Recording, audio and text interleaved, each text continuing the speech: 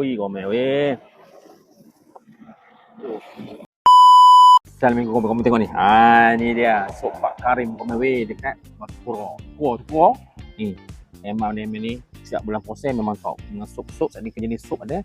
Kali ni awak nak makan sup jebok dia. Jom. Kita rasa. Oh, bismillahirrahmanirrahim. Rasa sup ni dulu lah. Awak tengok udah terliur gomel weh. Bismillahirrahmanirrahim. Ui. Satu kali.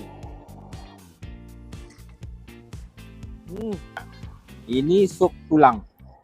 Ni set lah, set tulang. Bismillah. Sedap weh.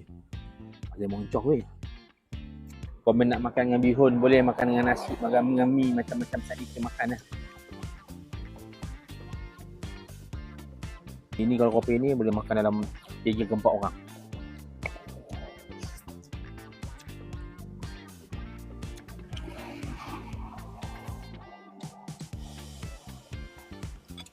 Sedap je. Saya padu. Antara sup yang awak makan, ini padu. Kali ni nampak apa mana? Nampak macam moncoh. Makan kan. Padu. Rasa dia punya sup ada anda. Ini awak nak rasa kari sembilang dia. Nampak.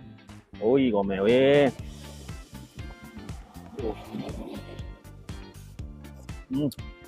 Panas je. Bismillah.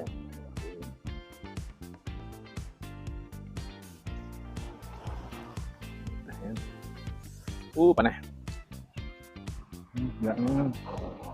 Ini dengan sambal dia memang padu meh.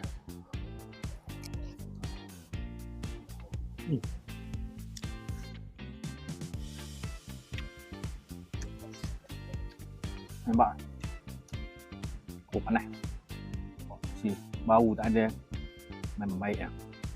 Baik.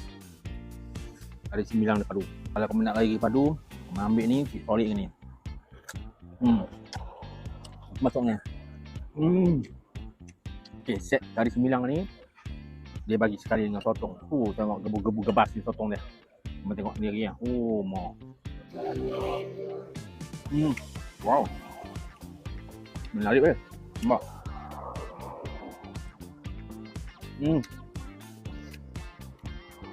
Pedas dengan kari padu.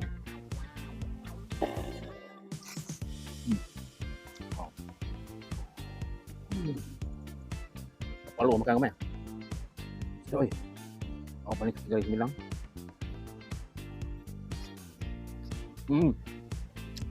Wajib. Memang perlu makan. Cukup aja.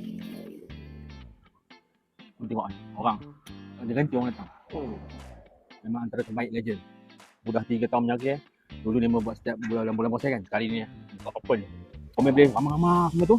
Datang try. Sup Pak Karim. Rasa memang lain daripada lain. Memang confirm kau repeatnya. Dekat Masukuro. Ni buka setiap hari pada hari Senayan. Hari Senin dia tutup. Buka pula ni daripada pukul 6 petang sampai 12. Okey. Jangan lupa tu like, share dan follow sampai jumpa. Canggih. Wah, kuah.